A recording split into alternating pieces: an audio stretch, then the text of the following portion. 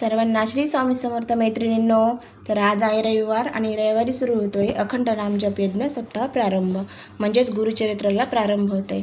तर सर्वप्रथम केंद्रामध्ये स्वामी समोर श्रीफळ ठेवलेलं आहे आणि हे बघा खाली जागेचं थोडंसं कमी आहे स्पेस, तर वरती गच्चीवर पारायणाला सर्व बसलेले आहेत. तर यावर्षी मी पहिल्याच वेळेस पारायणाला बसले, तर खरंच फार अद्भुत अनुभव आहे, खूप सुंदर आहे. सर्वांनीच बसायला पाहिजे. असं म्हटलं जातं की गुरुचरित्र हे 5वा वेद आहे, म्हणून त्याच्याबद्दल तर गुरुचरित्र करताना काही नियम पाळायचे सांगितलेले आहेत. तर ते नियम म्हणजे भरपूर सर्वांनाच माहीत असतील. तर एकच अन्न घेणं, दोन्ही टाईम हिरव्या पालेभाज्या किंवा एक अन्न घेणे आणि दूध पण घेऊ शकतो आपण, आणि विटाळ चंडाळ वारंवार गोमित्र घेणे आणि आपलं खाली चटईवरच झोपावं लागतं, कारण अंथरूण गादी हे चालत नाही. तर हे बघा, हे चालू होतं, पारायण सुरूच आहे. इथे सर्वजण बसले आणि आता पारायण वाचून झालेलं आहे. रविवारी हा पहिला दिवस होता. आज आहे बुधवार आणि आज तिसरा दिवस होता. तर हे बघा, आम्ही खाली आलेलो आहोत. पारायण वाचून झालं आहे, स्वामींचं दर्शन झालं आहे, मुजरा करून झालं आहे. आणि हे बघा, वरती इतकं सुंदर हे असं झाड आहे, खूप छान वाटतं. सकाळी सकाळी ब्रह्ममुहूर्तावर 5:45-6:00लाच चालवून जातो गुरुचरित्र पारायण वाचनाला, कारण दुपारून उन्हाचा पहारा होतो, त्याच्यामुळं गच्चीवर बसावं लागतं, त्याच्यामुळे फार उन्हाचे चटके लागतात. त्यामुळं केंद्रानुसार त्यांनी ठरवले की सकाळी सकाळीच बसायचं आहे. तर हे बघा, हा अध्याय वाचणं चालू होता. अतिशय सुंदर असा अध्याय आज वाचला होता. तर हे बघा, आता मी घरी आले. महाराजांना आता मी पहिल्या दिवशी पालेभाज्या खाल्ल्या म्हटल्यावर मग पहिल्या दिवशी पालेभाज्याच द्यावे लागतात. आणि पहिल्या दिवशी गणेश याग होता. तर गणेश यागासाठी आपल्याला घरून मोदक आणि हराळी अशी न्यायची होती. तर आज गणेश यागाला धनू देखील बसला होता. तर हे बघा, गणेश यागाला सगळे तिथे बसलेले होते. अतिशय सुंदर असा सवळ्यामध्ये बसून गणेश याग करायचा होता.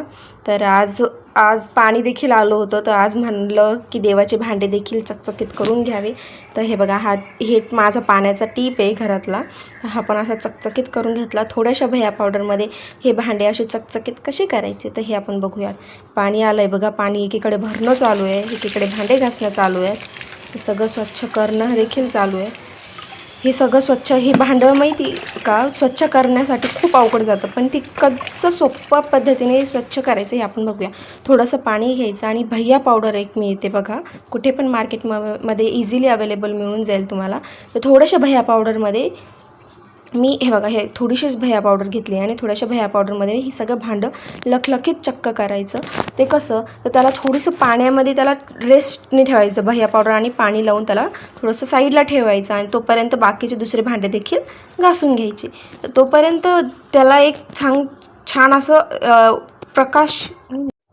तर हे बघा, छान असे मी सगळे भांडे असे उजळून घेते आहे लखलखीत चक्क. हे स्पंजची घासणी एक मिळते मार्केटमध्ये, तर त्याच्या जी बाजू पाठीमागची साईड असते तिने हे सगळे घासून घ्यायचे.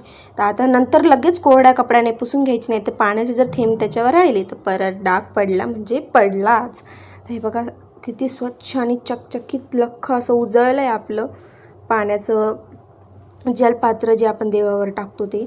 अतिशय सुंदर दिसतं आहे ना. हे बघा, हे माझं उजळून झालं आहे. असेच मी बाकीचे भांडे देखील उजळून घेतले, दिवे ताटं वगैरे. तर तेही बघूयात, कसे सुंदर असे लखलखीत हे भांडे बघितल्यावर असं इतके डोळ्यांना असे भावतात ना, इतकं सुंदर वाटतं या भांड्यांकडे बघताना. हे बघा, धनू एकीकडे आमचा व्हिडिओ शूट करणं चालू, धनूचा त्याचा आपला खेळ करणं चालू. आता पाणी येऊन गेलं आहे म्हणल्यावर सगळं घरातली स्वच्छता, किचन वगैरे आवरून परत केंद्रात जायचं आहे. तर त्याच्यासाठी मी घरातलं सगळं आवरून घेतलं, सगळं किचन एकदम स्वच्छ लखलखीत करून घेतलं, सगळ्या वस्तू जागच्या जागी लावून घेतल्या. हे बघा, घर किचन क्लिनिंगचे जर तुम्हाला डिटेल व्हिडिओ पाहिजे असेल तर त्याला तुम्हाला दुसऱ्या चॅनलला सबस्क्राईब करावं लागेल, घर किचन ॲट रेसिपीजला. त्याच्यावर डिटेल व्हिडिओज आपण टाकतो की किचन कसं क्लीन करायचं. आता हे सगळं आवरून मला आज स्वामीचरित्राचे 3 अध्याय आणि 11 माळी जप हे असं आपलं जेव्हा गुरुचरित्राच्या पारायणाला बसतो तेव्हा करायचंच. पण जर ही नित्यसेवा आपण नेहमीच केली तर स्वामींच्या सानिध्यात अजून आपली भक्ती म्हणा किंवा अजून आपण स्वामींच्या सानिध्यात जातो.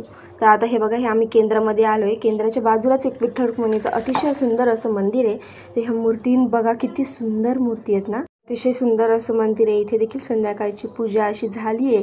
गुरुचरित्राचं पारायण चालू असल्यामुळे इथेही थोडीशी साज सजावट केलेली आहे विठ्ठल रुक्मिणींना वस्त्र देखील इतके सुंदर घातले. तर असा होता आजचा आपला व्हिडिओ.